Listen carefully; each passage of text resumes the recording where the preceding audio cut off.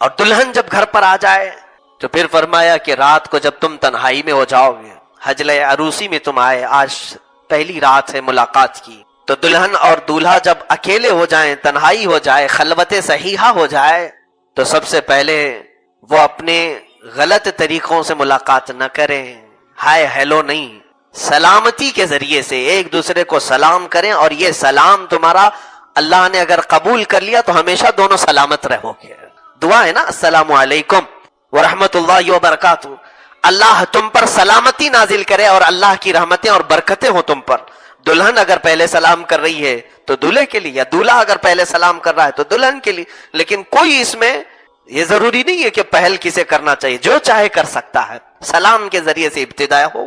اس کے بعد ابھی وہ اپنی دیگر گفتگو شروع کرنے سے پہلے، اپنے دیگر معاملات کرنے سے پہلے، سب سے پہلا کام وہ یہ کرے کہ دلہن کا دوپٹہ لے لے، اس کو مصلی بنائے، جانماز بنائے، اور مرد باوضو عورت دلہن کے پاس جائے جب وہ پہلی رات میں جا رہا ہو، اور اسی دوپٹے کو مصلی بنا کر اس پر 2 رکعت نفل ادا کرے، اور اس کے پیچھے اس کی دلہن اسی دوپٹے پر 2 رکعت نماز ادا کرے، اور پھر اس کی پیشانی پر اپنا ہاتھ رکھ کر کے دولہا صرف یہ دعا کرے، اللہم انی اسألک من خیرہا و خیر ما جبلتہا علیہ، یعنی اے اللہ میں تجھ سے صرف اس کی خیر کا سوال کرتا ہوں، اور جس پر یہ جن اچھائیوں پر تو نے اس کو پیدا کیا، محض مجھے صرف وہی اچھائیاں دکھا، اور میں اس کے شر سے پناہ مانگتا ہوں، اور جو بری چیزیں اس کے اندر ہیں ان تمام چیزوں سے مجھے بچائے رکھ۔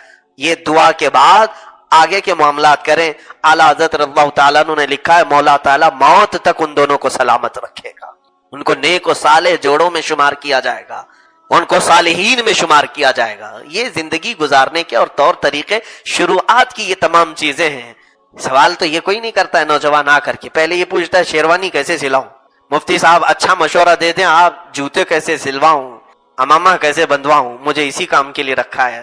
میرے عزیزو، زندگی کی پہلی رات ہو، ایک نئی زندگی گزارنے جا رہے ہو، تو یہ بھی تو سوال کریں کہ میرے آقا صلی اللہ علیہ وسلم کی سنتیں کیا ہیں، اسلامی طور طریقہ کیا ہے، اسی اعتبار سے اپنی زندگیوں کو شروع کرو، تو یہ جو شقاق ہے، یہ جھگڑے ہیں، ان تمام چیزوں کی نوبت ہی نہ آئے۔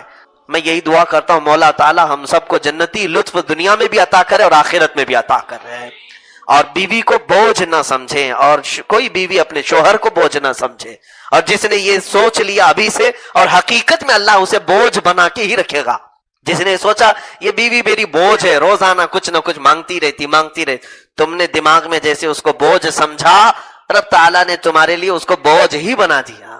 اور تم اگر یہ سوچتے کہ اللہ تعالیٰ نے میرے حوالے اس کو کیا ہے، میں ذریعہ بنا ہوں اس کے رہن سہن کا، اس کے کھانے پینے کی، اس کی تربیت کا، تو اللہ تبارک و تعالیٰ ایسے آسانی سے تمہارے لیے رزق کے دروازے کھولے گا، تمہیں پتہ بھی نہیں چلے گا، ایسی جگہ سے رزق آئے گا جہاں تمہارا گمان بھی نہیں ہوگا۔ بوجھ نہ سمجھے، نہ عورت مرد کو بوجھ سمجھے، نہ مرد عورت کو بوجھ سمجھے، یہی زندگیوں کے اسلوب ہے میرے عزیزوں۔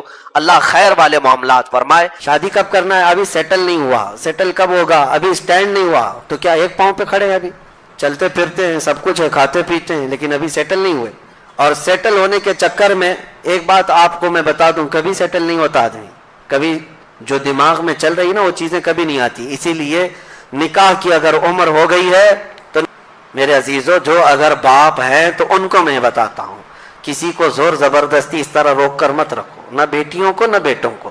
ان کی اگر عمر ہو گئی ہے تو ان کو اپنی زندگی نبھانے دے دو۔ کچھ لوگوں کو ایسا لگتا ہے کہ اتنی جلدی۔ اس کے بعد اور 2 آیتیں اس سے قبل کی تفسیر میں بھی میں نے ریکارڈ کیا ہے، آج پھر آپ کو بتاتا ہوں۔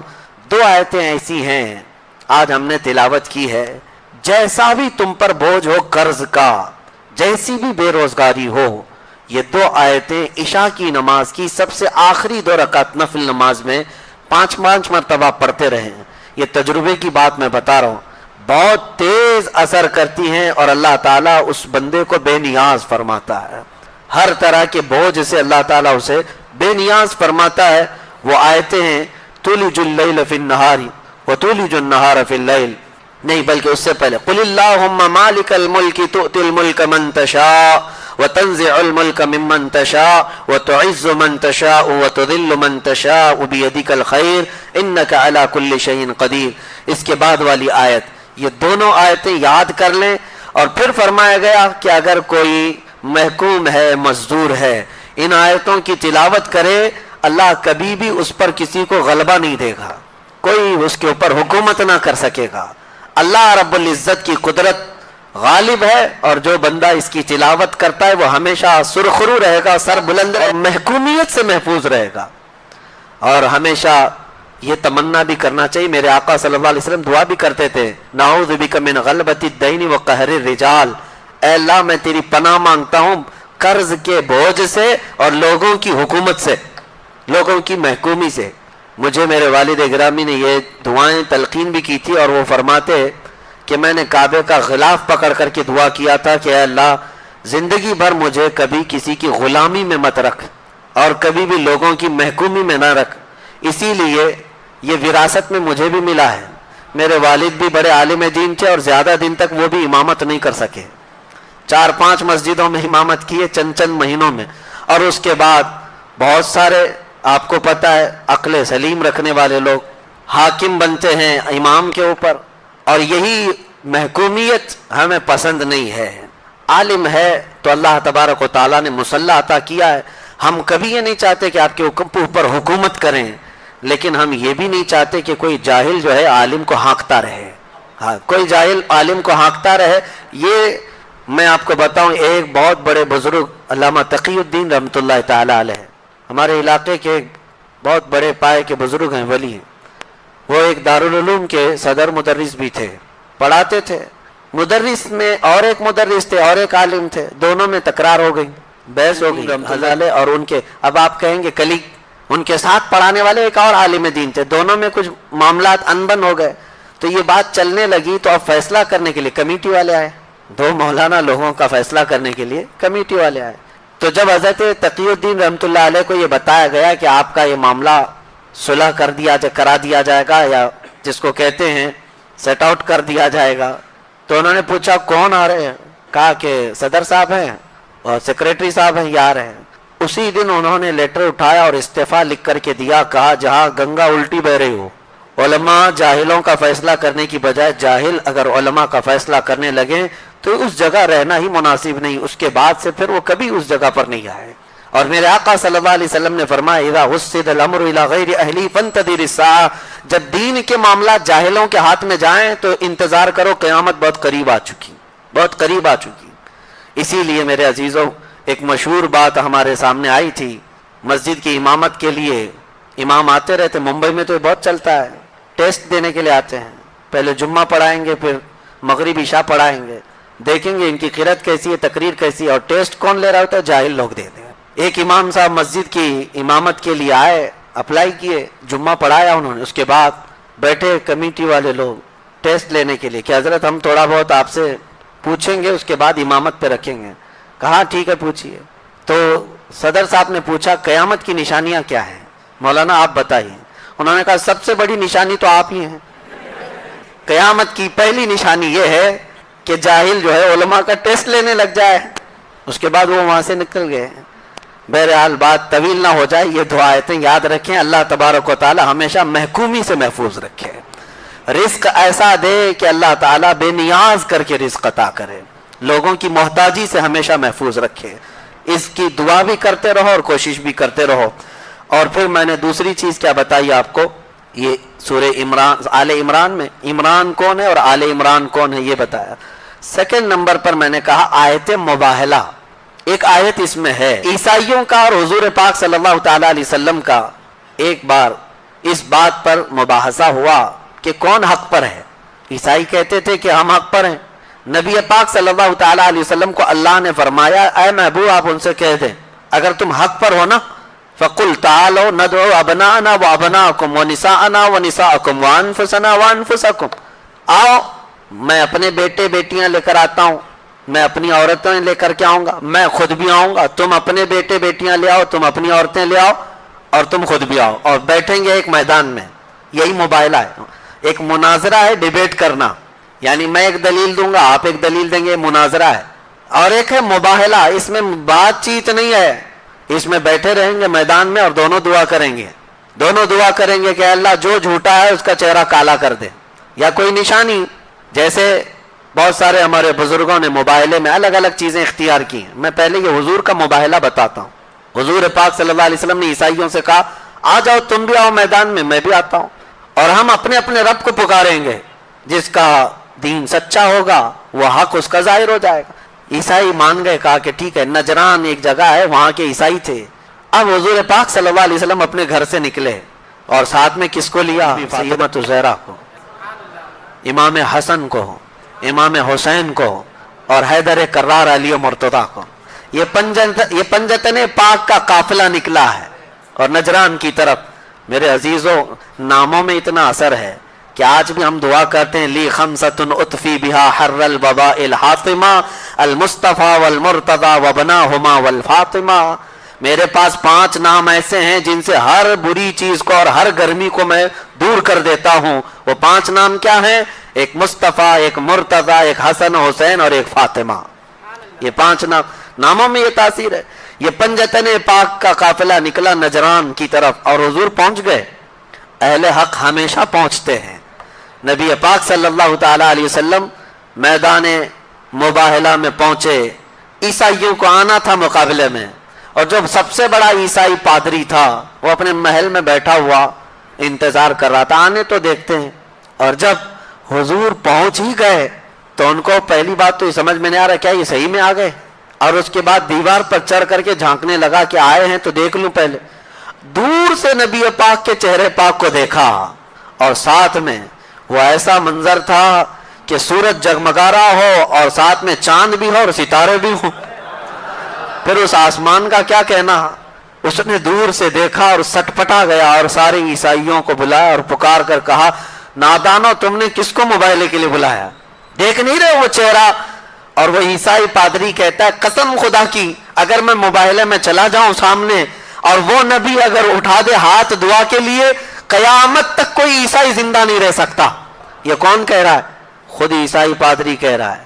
کہا تم نے کس کو بلا لیا؟ حضور پاک صلی اللہ تعالی علیہ وسلم کے پاس وہ سرنڈر ہو گئے. کہا کہ ہمیں موبائلہ نہیں کرنا، آپ واپس تشریف لے جائیں. حضور پاک صلی اللہ تعالی علیہ وسلم واپس تشریف لائے.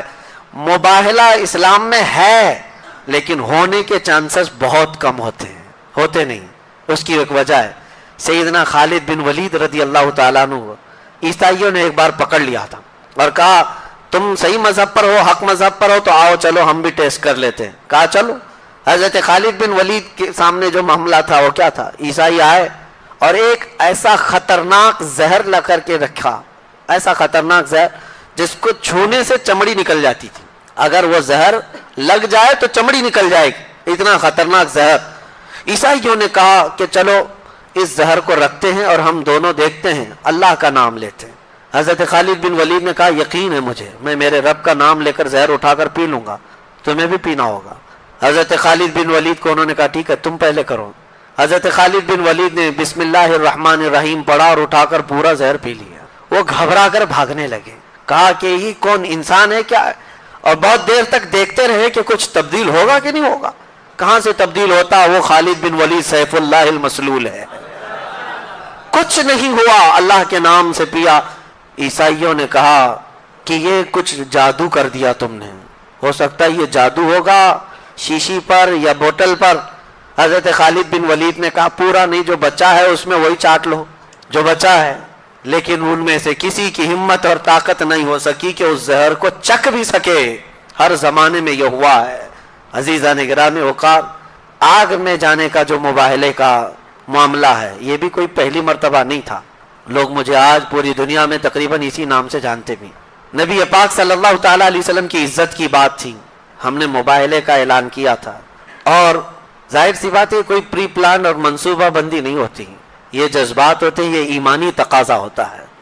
ہم نے بہت دنوں تک دیکھا ان کو ڈیبیٹ کرنے کا کوئی مسئلہ ہی نہیں، اور ان کے میدان ہے، ان کا میز ہے، ان کے ٹٹو ہیں، ان کا میڈیا ہے، جس کو چاہے لڑاتے رہیں.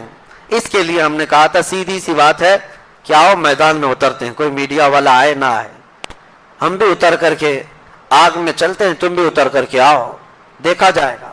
میرے عزیزوں یہ کوئی اس وقت کی کوئی لفاظی یا پکائی نہیں، الحمدللہ اس اعلان پر آج بھی میں برقرار ہوں، آج بھی آخری سانس تک ہم برقرار ہیں اس چیز پر، ہمارے دین پر ہمیں یقین ہے، مجھے میری ذات پر نہیں میرے رب کی ذات پر یقین ہے، اور میرے نبی کے سچے ہونے پر ہمارے وجود سے زیادہ یقین ہے، ہمارے وجود سے زیادہ یقین ہے۔ یہ ضروری نہیں کہ ہم بہت پاکیزہ لوگ ہیں، بہت بڑے ولی ہیں یا پرہیزگار ہیں، نہیں، ہمیں ہماری طرف کوئی یقین نہیں ہے لیکن اللہ کی ذات پر یقین ہے۔ یہ پہلی مرتبہ نہیں، سرکار مفتی اعظم ہند رحمۃ اللہ تعالی علیہ کے زمانے میں بھی اس طرح کا معاملہ پیش آیا، اور ایک بڑے بزرگ ہیں ابو مسلم خلانی، ان کے زمانے میں بھی ایسا معاملہ پیش آیا آگ میں اترنے کا، اور وہ اتر کر کے بھی دکھائے۔ حضرت مفتی اعظم ہند رحمۃ اللہ تعالی علیہ کے زمانے میں شدھی کرن ایک تحریک چل رہی تھی، گھر واپسی، بہت سارے لوگوں کو مرتد بنا رہے تھے لوگ، تب ایک بہت بڑے پنڈت اور سوامی کو انہوں نے چیلنج کیا تھا آگرہ کی سرزمین پر کہ ایک بہت بڑی کڑھائی تیل میں پک رہی تھی اور آگ لگی ہوئی تھی۔ مفتی اعظم ہند رحمۃ اللہ تعالی علیہ اور شیر بیش اہل سنت علامہ حشمت علی خان رحمۃ اللہ علیہ یہ دونوں تھے، اور جو سوامی تھا جو پنڈت تھا وہ بکواس کیے جا رہا تھا، تو آپ نے اس سے کہا کہ اگر تو اپنی تمام باتوں پر سچا ہے تو آجا اس کڑھائی میں کود جاتے ہیں، یہ گرم کھولتا ہوا تیل ہے، یہ آگ لگی ہوئی ہے۔ اس نے سوچا کہ یہ مذاق میں کہہ رہا ہے مولوی، پھر انہوں نے کہا، کھینچ کر کے جب قریب لایا تو تھر تھر کانپنے لگ گیا، کہا کیا حقیقت میں کرے گا یہ؟ یہی معاملہ سلطان الہند غریب نواز کی بارگاہ میں بھی ہے، آپ کے ساتھ بھی ہوا۔ ایک مرتبہ ایک پجاری بیٹھا ہوا تھا، آگ کی پوجا کر رہا تھا، غریب نواز رضی اللہ تعالیٰ عنہ نے رک کر کے کہا کہ ذرا اس میں ہاتھ ڈالو جو تمہارا خدا ہے۔ اس نے کہا یہ تو جلائے گی، کہا اتنے سال سے عبادت کر رہے ہو پھر بھی جلائے گی؟ تو سرکار غریب نواز نے جب یہ کہا تو پجاری نے کہا یہ سب فلسفہ یہ منطق چلنا چھوڑ دو، آگ کا اثر ہے جلانا، وہ جلاتی ہے۔ غریب نواز نے فرمایا نہیں، آگ کا اثر جلانا ہے لیکن بغیر حکم خدا کے نہیں جلاتی، میرے خدا کے حکم کے بغیر نہیں جلاتی۔ تو اس نے کہا اگر تم اپنی باتوں پر اتنے پکے ہو تو تم ہی ہاتھ ڈال دو۔ اس کی گود میں ایک بچہ رکھا ہوا تھا، سرکار غریب نواز نے اس کا بچہ بھی اٹھا لیا اور خود آگ میں چلے گئے، بہت بڑی آگ تھی وہ، اور ایسے چلے گئے اندر، وہ واویلا مچانے لگا، چلانے لگا کہ یہ درویش گیا تو گیا، میرا بچہ بھی لے کے گیا۔ بہت دیر تک وہ باہر نہیں آئے، کئی لوگوں کو اس نے جمع کر لیا، بہت سارے لوگ دیکھنے آئے۔ کافی دیر کے بعد سرکار غریب نواز اس بچے کے ساتھ اپنا جبہ جھاڑتے ہوئے باہر تشریف لائے، کچھ بھی نہیں تھا۔ بچے کو لے کر کے اس نے دیکھا تو ماتھا بھی ٹھنڈا ہے، جسم بھی ٹھنڈا ہے، سب پکڑ کر کے دیکھو تو آگ کا کوئی اثر ہی نہیں۔ بچہ تو غریب نواز کا نہیں تھا، بچہ اسی کا تھا۔ سرکار غریب نواز رضی اللہ تعالیٰ عنہ نے ثابت کر دکھایا، آگ میں وہ حقانیت ثابت کرنے کے لیے، اپنی کرامت نہیں، اللہ کی وحدانیت اور اسلام کی حقانیت ثابت کرنے کے لیے گئے اور واپس آئے، لیکن ساتھ میں یہ بھی بتا دیا جو ان کے دامن سے وابستہ ہوتا ہے وہ چاہے کسی کا بھی بچہ ہو اللہ اسے بھی محفوظ رکھتا ہے۔ اسی لیے ہمارے نعرے کیا ہوتے ہیں؟ غوث کا دامن، یہ بولتے ہیں نا خواجہ کا دامن، کیوں کہتے ہیں ہم؟ اسی لیے کہ ان دامنوں سے لگے رہیں گے، دنیا کی آگ سے بھی محفوظ اور آخرت کی آگ سے بھی انشاءاللہ محفوظ رہیں گے۔ یہ آیت مباہلہ، سیکنڈ چیز میں نے آپ کو بتا دی۔ مباہلہ کیا ہوتا ہے؟ مباہلہ حق کی اظہار کے لیے باطل اور حق کے درمیان ایک ایسا مقابلہ کہ دونوں اپنے اپنے خداؤں کو پکاریں اور اللہ رب العزت حق کو ظاہر فرماتا ہے۔ تیسری چیز میں نے آپ کو کہا محمد صلی اللہ تعالی علیہ وسلم اللہ کے رسول۔ یہ معاملہ حضور کی وفات کے وقت، میرے عزیزو، ہمارا اسلام ایسا ہے جو کسی شخص پر ڈیپینڈ نہیں ہے، کسی بھی شخص پر ڈیپینڈ نہیں ہے۔ کوئی اگر یہ سوچتا ہے کہ مجھ سے ہی سب کچھ چل رہا ہے اور میں نہیں رہوں گا تو دین کا نظام نہیں چلے گا، تو یہ خام خیالی ہے۔ امت میں بڑے بڑے علماء آئے، صحابہ آئے، فقہا آئے، لیکن کیا اسلام رکا ان کے جانے کے بعد؟ سرکار غوث پاک کا اپنا زمانہ تھا، لیکن ان کے انتقال کے بعد کیا اسلام ختم ہوا؟ غریب نواز کے بعد اسلام ختم ہوا؟ کسی کے بعد نہیں۔ اسلام جو ہے کسی شخص سے ڈیپینڈ نہیں، اللہ تعالیٰ اپنے دین کی خدمات کسی سے بھی لیتا ہے، لیکن یہ دین صبح قیامت تک رہے گا۔ نبی پاک صلی اللہ علیہ وسلم کی وفات کے بعد یہ دین نہیں رکا تو پھر اب کسی اور کے بعد کیوں رکے؟ حضور کا جب انتقال ہوا تو صحابہ میں ایک بہت بے چینی تھی، بہت بے چینی تھی۔ صحابہ اکرام ایسی کیفیت میں تھے کہ ان کو بتانا مشکل ہے۔ لیکن صدیق اکبر نے یہی آیت تلاوت کی تھی جو آج ہم نے تلاوت کی. وما محمد الا رسول قد خلت من قبله الرسل افإن مات أو قتل انقلبتم على اعقابكم ومن ينقلب على عقبيه فلن يضر الله شيئا. حضرت ابو بکر نے ممبر پر کھڑے ہو کر کے آیت تلاوت کی. حضرت عثمان غنی کو صحابہ بتاتے ہیں ایسی حالت تھی جیسے بچوں جیسی حالت ہو گئی تھی. حضرت علی پتھر کی طرح جامد کھڑے ہو گئے تھے, کوئی ہلائے تو ہلتے نہیں تھے. صحابہ جہاں تھے وہیں دیواروں سے کوئی چپکے ہوئے کھڑے تھے. حضرت عمر تو تلوار نکال کر کہہ رہے تھے کہ کوئی کہے گا کہ میرے نبی کا انتقال ہوا میں گردن مار دوں گا. حضرت عمر تسلیم کرنے کو تیار نہیں. وہ کہہ رہے تھے کہ جیسے موسیٰ علیہ السلام کوہ طور پر گئے تھے اللہ سے کلام کرنے کے لیے, ہمارے نبی بھی گئے ہیں, وہ واپس آئیں گے. حضرت عمر کی غلبہ محبت تھا سب کے اندر. حضرت ابو بکر نے اس وقت یہ آیت تلاوت کی. کہا کیا اس آیت کا معنی؟ محمد اللہ کے ایک رسول ہیں, ان سے پہلے بھی رسول آئے اور چلے گئے. اور حضرت ابو بکر کہتے ہیں تم میں سے جو محمد صلی اللہ علیہ وسلم کی عبادت کرتا تھا وہ سن لے کہ محمد صلی اللہ علیہ وسلم کا انتقال ہو چکا, اور جو اللہ کی عبادت کرتا تھا وہ اللہ حی اور قیوم, کل بھی زندہ تھا, آج بھی زندہ, ہمیشہ زندہ رہے گا. تم کس کی عبادت کرتے ہو؟ صحابہ اسی وقت کھڑے ہوئے اور کہا ہم کو تو ہمارے نبی نے صرف اللہ کی عبادت سکھائی, وہ اللہ حی اور قیوم ہے, ہمیشہ زندہ ہے. پھر سب صحابہ کھڑے ہو گئے. نبی پاک صلی اللہ تعالیٰ علیہ وسلم کے وصال کے بعد سب کو کھڑا کرنا یہ معمولی کام نہیں تھا. یہ صحرا حضرت ابو بکر صدیق کے سر جاتا ہے. میرے عزیزو یہ بہت بڑی بات ہے. غم میں ایسا ہوتا ہے کہ کبھی اگر آپ کے گھر میں آپ کے باپ سب سے اہم ہو, باپ کا انتقال ہو جائے تو گھر سونا سونا ہو جاتا ہے. لوگ بیٹھے رہ جاتے ہیں, کچھ کرتے نہیں ہیں, سمجھ میں نہیں آتا کرے کیا. وہ تو امت کے آقا, ہم غریبوں کے والی تھے, وہ صحابہ کی آنکھوں کی ٹھنڈک تھے. جس دن میرے آقا انتقال کر گئے مدینے والے کہتے ہیں اس سے زیادہ کالا یعنی اس سے زیادہ تاریک دن, اندھیرا مدینے میں کبھی آیا ہی نہیں جس دن حضور کا انتقال ہوا تھا. اور مدینے والے کہتے ہیں جس دن حضور ہجرت کر کے مکہ سے مدینے آئے تھے اس دن سے زیادہ روشن دن ہم نے مدینے میں کبھی دیکھا ہی نہیں. یہ مدینے والوں کا عقیدہ بھی تھا. میرے عزیزوں یہ آپ کو یہاں سے مجھے یہ بتانا ہے کہ اگر کوئی شخصیت ایسی ہے جس سے پورے لوگ جڑے ہوئے ہیں تو آپ یہ سمجھ لیں اس شخصیت کے انتقال کے بعد کام ختم نہیں ہونا چاہیے. ہمارے دین کا نظام ایسا ہے اللہ اور اس کے رسول کے لیے کام کرو, کسی شخص کے لیے نہیں. آج لوگ اگر مجھ سے جڑے ہوئے ہیں تو میں ان سے بھی کہوں گا میرے لیے کوئی کام نہ کرے. میں آج ہوں جس طرح سے کل میں بھی مر جاؤں گا. جب ہمارا جنازہ نکل جائے تو یہ نہیں کہ ان کے لیے ہم کرتے تھے وہی چلے گئے تو ہم چھوڑ دیے, تو گویا کہ تم اللہ اور اس کے رسول کے کاموں پر نہیں تھے, شخصیت پرستی تھی. اسی لیے آج سے یہ عادت ڈال لو کوئی ہو یا نہ ہو مجھے اللہ اور اس کے رسول کی رضا کے لیے کام کرنا ہے. یہ اس آیت سے میں آپ کو پیغام دیتا ہوں. آخری چیز سورہ نساء میں جو احکام آئے عورتوں کے لیے, اللہ نے فرمایا فَانْكِحُوا مَا طَابَ لَكُم مِّنَ النِّسَاءِ, عورتوں میں سے جو تمہیں پسند آ جائے ان سے نکاح کر لو. نکاح بہت ضروری ہے نوجوانوں. میرے آقا نے فرمایا نکاح کے بعد ایمان کمپلیٹ ہو جاتا ہے. نکاح, اور اسی میں اللہ نے فرمایا کہ نکاح کرو, اگر تم فقیر بھی ہو تو اللہ اپنے فضل سے تمہیں غنی بنا دے گا. یہاں تو لوگ اسٹینڈ ہونے کے چکر میں پتہ نہیں بڑھاپا نکال لیتے ہیں. ابھی میں سیٹل نہیں ہوا, شادی کب کرنا ہے, ابھی سیٹل نہیں ہوا, سیٹل کب ہوگا, ابھی اسٹینڈ نہیں ہوا, تو کیا ایک پاؤں پہ کھڑے ہیں, ابھی چلتے پھرتے ہیں, سب کچھ ہے, کھاتے پیتے ہیں, لیکن ابھی سیٹل نہیں ہوئے.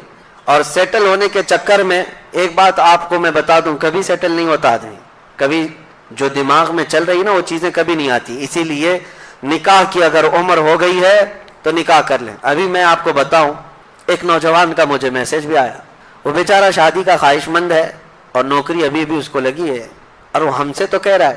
ہم نے کہا گھر میں بتا دو, کہا ابا ماریں گے. کیوں؟ کہا عمر ابھی 21-22 سال کی ہے, گناہ میں پڑنے کا اندیشہ مجھے بہت زیادہ ہے. میں نے کہا بیٹا اسلام کا یہ فریضہ ہے, اگر اندیشہ ہے گناہ میں پڑنے کا تو نکاح فرض ہو جاتا ہے, فرض ہے, سنت نہیں, فرض ہو جاتا ہے. میں نے اس سے کہا